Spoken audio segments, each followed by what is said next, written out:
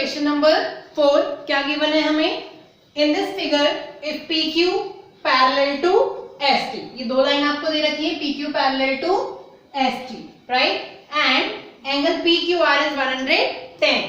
PQR means this angle is given to you 110 and angle RST is 130.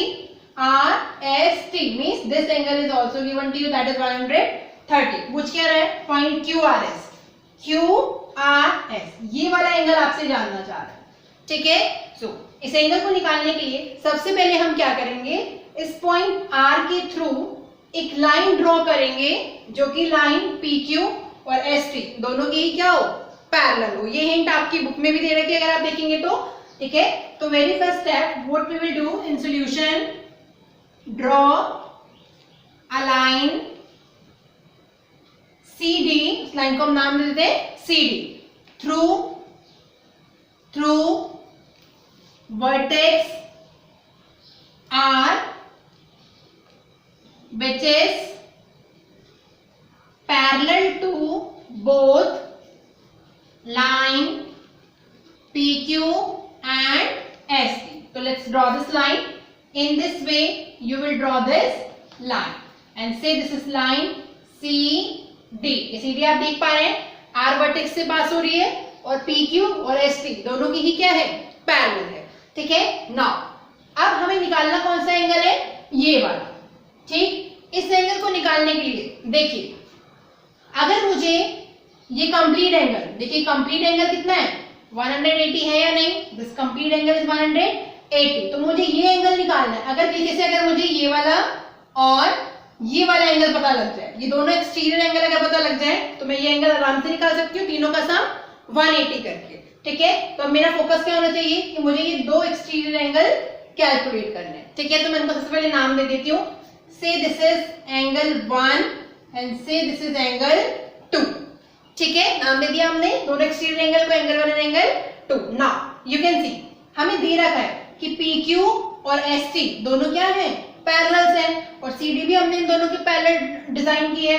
तो क्या मैं बोल सकती हूँ, PQ parallel to CD, obviously yes, तीनों पैरेलल्स हैं।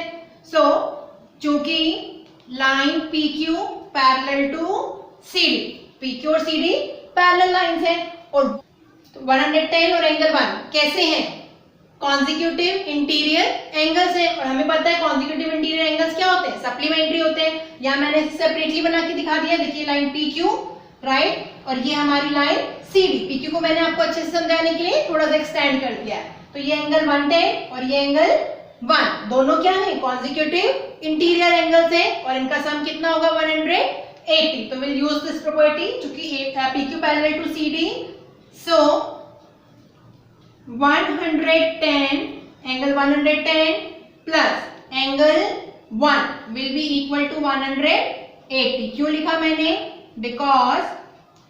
because co-interior angles are supplement। Now ये हो गया, वन इक्वेशन हो गई हमारे पास। तो मुझे निकालना क्या है, एंगल 1 निकालना है, तो इसको रीअरेंज करते हैं। एंगल 1 की वैल्यू क्या आ जाएगी, 180, 110 को वहां लेके जाएंगे 110। सो एंगल 1 की वैल्यू कितनी आ गई, 70 डिग्री। तो यहाँ मैं मेंशन कर देती हूँ, जो मैंने अलग फिगर बनाया था 70 डिग्री, ठीक है। अब देखिए फिर से मैं ड्रॉ कर रही हूँ, ये ST लाइन और CD लाइन, ये भी कैसी है, पैरेलल लाइंस है। अभी हमने देखा था क्योंकि PQ पैरेलल टू ST है और CD भी हमने इन दोनों के पैरेलल ड्रॉ किए, तो तीनों पैरेलल हुई। इसका मतलब I can say ST is also parallel to CD। तो now I will use this, क्योंकि ST parallel to CD, ST parallel to CD। अब आप ध्यान से देखना, S के थ्रू ये वाला एंगल बन रहा है जिसे हमने एंगल 2 एज्यूम किया था, ठीक है, और ये एंगल मुझे गिवन है, दैट इज 130। तो अब एंगल 2 और 130 भी क्या है, को इंटीरियर एंगल्स है, तो इन दोनों का सम भी कितना होगा, 180। तो विल यूज दिस, क्योंकि ST parallel to CD, 130 plus angle 2, 130 plus angle 2 is equal to 180। Reason same, co interior angles are same, co interior angles are same. तो यहां से हम एंगल 2 निकाल सकते हैं, एंगल 2 इज इक्वल टू 130 को वहां लेके जाइए, 180 minus 130 is equal to 50 degree. तो यहाँ से एंगल 2 मेरे पास निकल के आया 50 डिग्री। ठीक है, एंगल 2 यहाँ मेंशन कर लेते हैं, एंगल 2 कितना आ गया 50 डिग्री। अब मुझसे पूछ क्या रहा था, ये वाला एंगल, यही मुझे बताना था। तो आप देख पाएंगे इन तीनों का सम कितना होगा 180 यूजिंग लीनियर पेयर। कैसे, CD is a line and let's say QR is a ray, तो इन पे बनने वाले एडजेसेंट एंगल का सम यूजिंग लीनियर पेयर 180। तो वी विल यूज दिस। ठीक है, यहाँ लिख लेते हैं, इसको मैं यहाँ सेपरेट कर देती हूँ। ठीक है, यहाँ हम लिख रहे हैं आगे का सोल्यूशन। ठीक है, नाउ चूंकि CD is a line, CD is a line and QR is a ray, QR is a ray by using linear pair, LP means linear pair। क्या होगा, इन तीनों एंगल्स का सम, बोलो 180 होगा या नहीं, ऑब्वियसली यस। तो we will write 70 degree, angle 1 की value 70 degree plus QRS plus angle 2 जो कि कितना आ चुका है 50। ठीक है, इन तीनों का सम 180। नाउ सॉल्व करते हैं, 70 प्लस 50 कितना मिलेगा 120 plus QRS is equal to 180। ठीक है, तो यहाँ से आप मुझे बता सकते हैं QRS की वैल्यू क्या आ जाएगी, QRS इज इक्वल टू 120 को वहां लेके जाएंगे तो 180 minus 120, so it is equal to 60 degree. तो हमसे यही पूछ रहा था QRS, तो इसकी वैल्यू कितनी आ गई 60 डिग्री। ठीक है, तो this is your solution. Now we will discuss question number 5.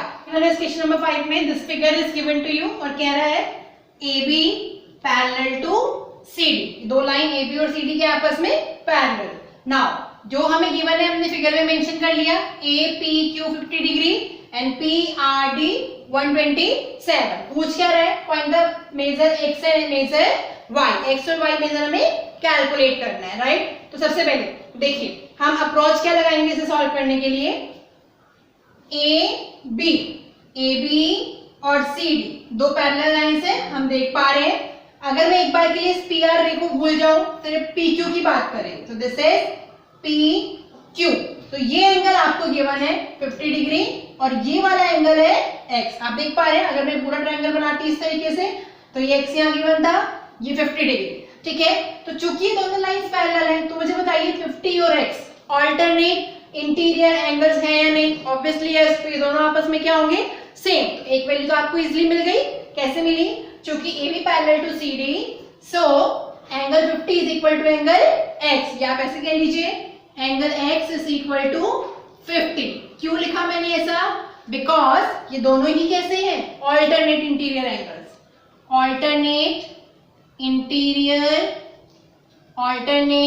Interior angles are same. ठीक है, तो एक वैल्यू तो कैलकुलेट हो गई। हाँ, हमें एंगल Y निकालना है। Y निकालने के लिए देखिए हम क्या अप्रोच लगाएंगे, ये जो एंगल Y बन रहा है, ठीक है, क्या वो 50 डिग्री प्लस Y और ये वाला एंगल, अगर मैं इसे कंसीडर कर लूं, कोई नाम दे दूं, लेट्स से एंगल 1, तो मुझे बताइए इन तीनों एंगल्स का सम कितना होगा 180 यूजिंग लीनियर पेयर। तो मुझे सिर्फ एंगल 1 चाहिए। ठीक है, एंगल 1 अगर किसी तरीके से निकाल लूं तो y की वैल्यू ऑटोमेटिकली कैलकुलेट हो जाएगी।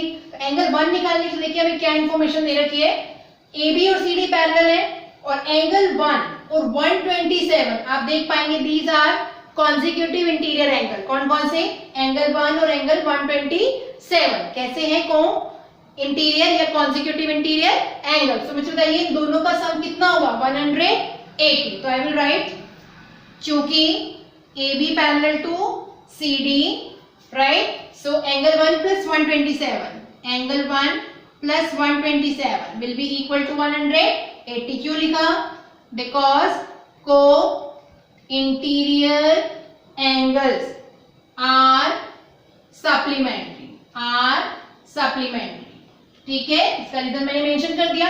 नाउ एंगल 1 हम निकाल सकते हैं, एंगल 1 विल बी 180, 127 को वहां लेके जाइए माइनस 127, तो क्या आएगा 10 माइनस 7 3, 7 माइनस 2 5, 1 माइनस 1 0, वैल्यू आ गई 53 डिग्री। अब देखिए आपको ये एंगल भी मिल चुका है, दैट इज 53 डिग्री।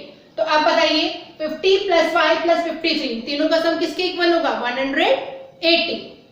क्यों? क्योंकि AB इज अ रे एंड से QP is sorry AB is a line and QP is a रे, और किसी लाइन पे अगर रे स्टैंड करती है तो बनने वाले एडजेसेंट एंगल का सम 180 होता है using linear pair. So I will right 50 degree plus y angle y plus 53, इन तीनों का सम कितना होगा? 180। रीजन क्या लिखोगे?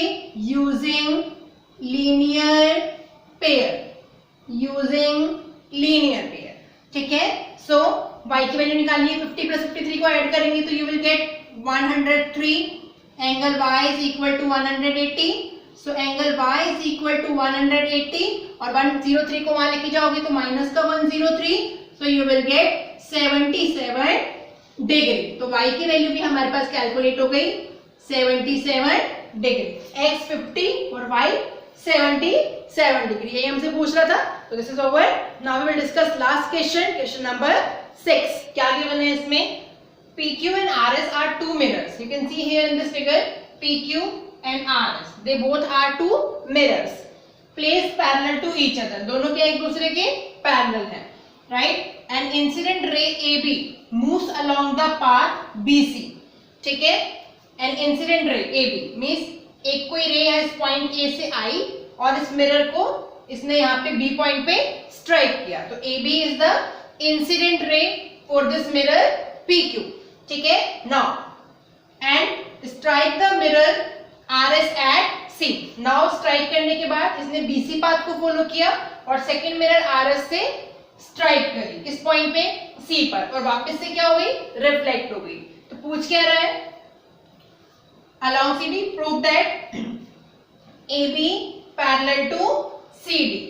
ठीक है, हमसे क्या पूछ रहा है? Prove that AB parallel to CD, मतलब यहां से जो इंसिडेंट रे आई थी और ये जो रिफ्लेक्टेड रे है, हमसे कह रहा है प्रूव करो ये दोनों आपस में पैरेलल है। ठीक है, कैसे करेंगे इसका सॉल्यूशन? सबसे पहले तो हम ये बताएंगे कि AB पैरेलल टू CD होने के लिए क्या क्या कंडीशन सेटिस्फाई करवानी पड़ती है हमें। 3 कंडीशन में आपको बताती आ रही हूँ। फर्स्ट, कॉरेस्पॉन्डिंग एंगल या तो इक्वल बना दे, second, alternate interior angles equal बना दे, या थर्ड, को इंटीरियर एंगल्स को हम अगर उनका सम 180 ले आते हैं तो हम कह सकते हैं कि गिवन लाइंस आर पैरेलल। ठीक है, अब वो आपको अपने माइंड में रखनी है तीनों कंडीशन, किसमें हम कौन सी अप्लाई कर सकते हैं। ठीक है, सबसे पहले आप देख पाएंगे हमें इन दो लाइंस को पैरेलल प्रूव करना है, इन दो लाइंस को। ठीक है, अब इनके अगर ये दोनों एंगल्स देखिए, ये वाला और ये वाला, ये दोनों एंगल्स कैसे हैं? ऑल्टरनेट इंटीरियर एंगल्स हैं। ध्यान से देखिए, AB और CD, ये एंगल और ये एंगल, बताओ ऑल्टरनेट इंटीरियर एंगल है या नहीं? अगर आप इस फिगर को थोड़ा ऐसे करके देखेंगे ना, इन दिस वे, तो ये ऐसे ही तो बन रहा है, राइट? तो ये दोनों क्या है इस पे बनने वाले? ऑल्टरनेट इंटीरियर एंगल्स हैं। अगर किसी तरीके से ये दोनों हम सेम ले आते हैं तो हम कह सकते हैं कि लाइन AB और CD आपस में क्या हो जाएंगी? पैरेलल हो जाएंगी। तो यही अप्रोच हम लगाएंगे अब इसे इक्वल लाने के लिए। ठीक है, सबसे पहले यहाँ पे हम इस क्वेश्चन में एक फिजिक्स का लॉ यूज करने वाले हैं। ठीक है, जिसे हम बोलते हैं लॉ ऑफ रिफ्लेक्शन। अगर आपने पढ़ा होगा इंसिडेंट रे और रिफ्लेक्टेड रे, ठीक है, और नॉर्मल, तीनों एक प्लेन में होते हैं। और सेकंड थिंग क्या है इस लॉ की कि angle of incidence is equal to angle of reflection. ठीक है, अगर मैं आपसे पूछूं कि ये जो रे है AB, ये क्या है? This is incident ray for this mirror PQ, right? Arrow भी आपको बता रहा है, arrow incident ray.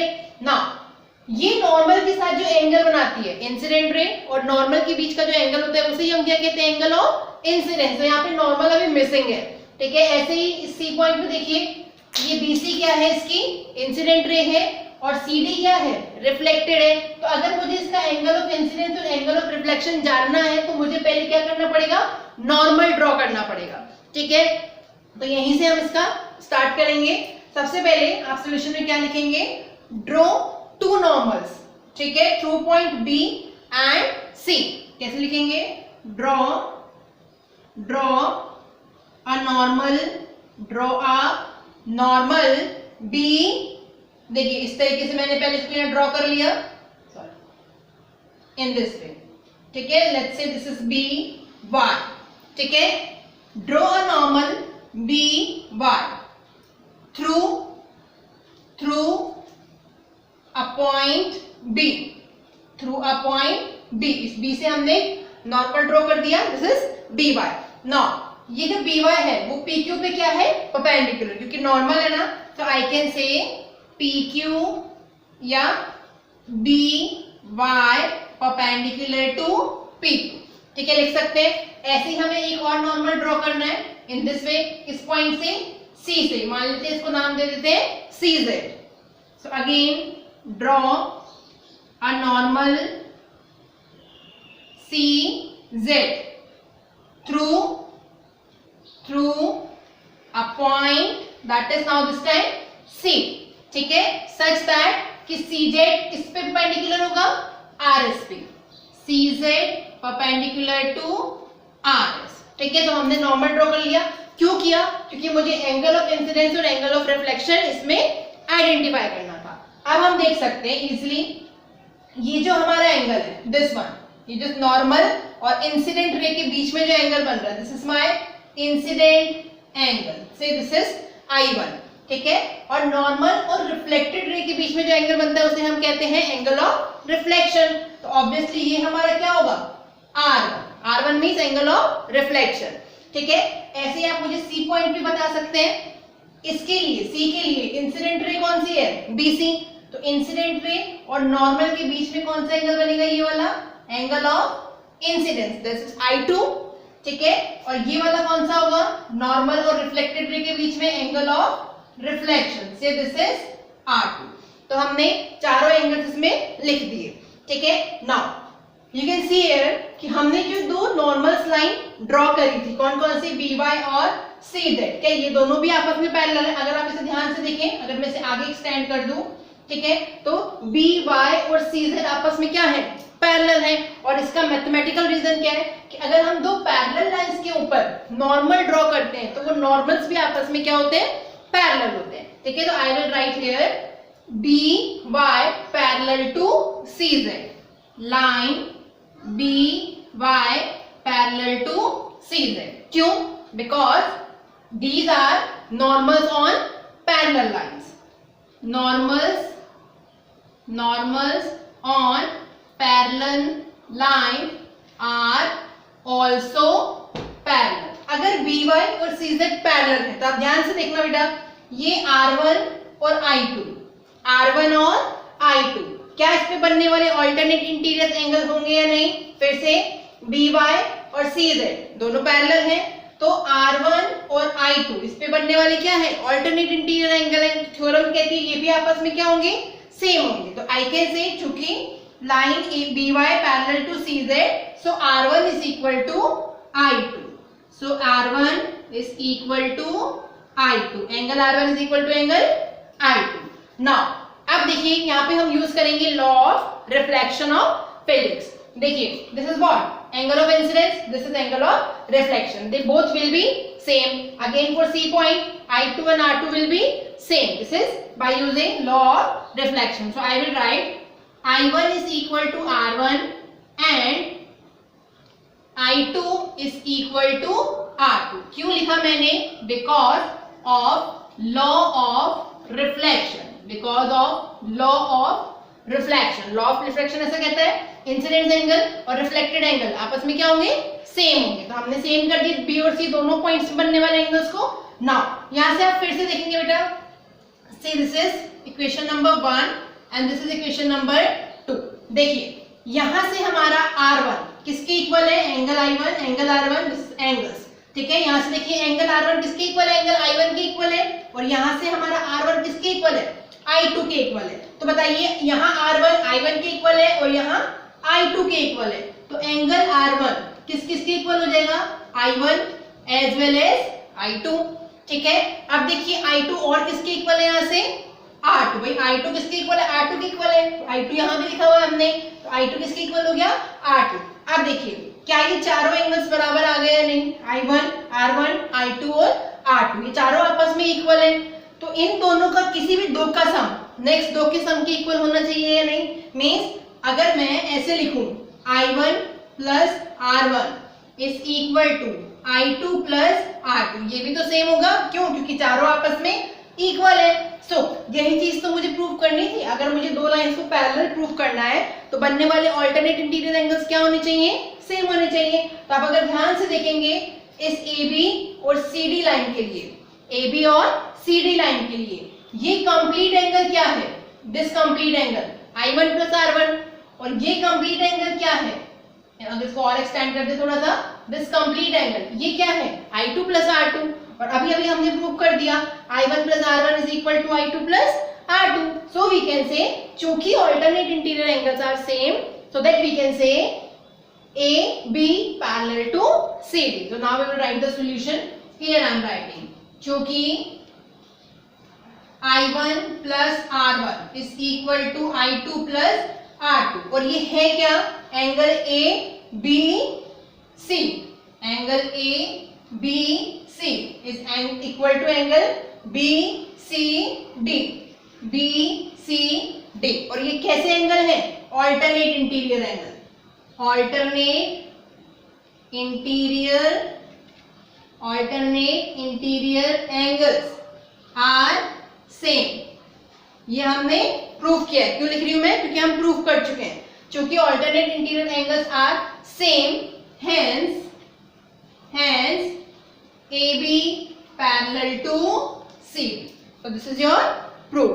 Now we will start introduction to exercise 6.3।